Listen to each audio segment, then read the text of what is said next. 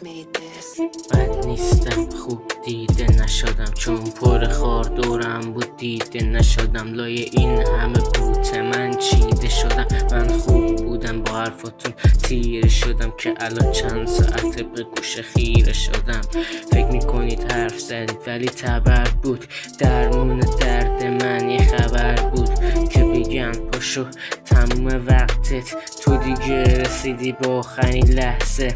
ولی بعد اونجاش که مرور میشه کل روزاش، یادم میاد کل بوساش، یادم میاد رنگ موهاش، یادم میاد نوت صداش، یادم میاد دوریش وقتی نبود شهر باش.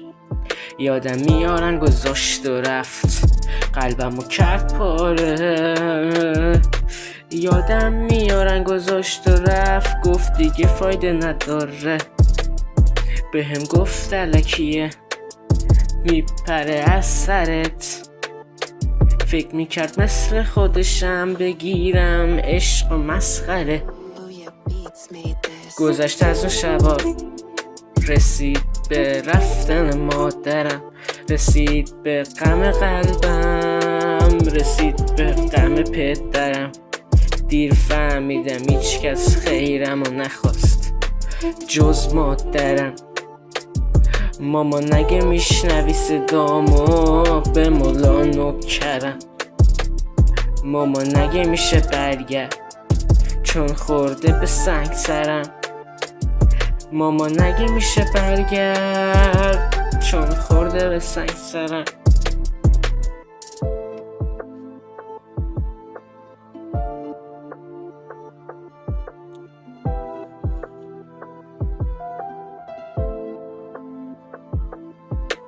گذشت از غم اون شبا، رسید به نبودن بابا، رسید به ریختن کو، رسید به خشکی لبا.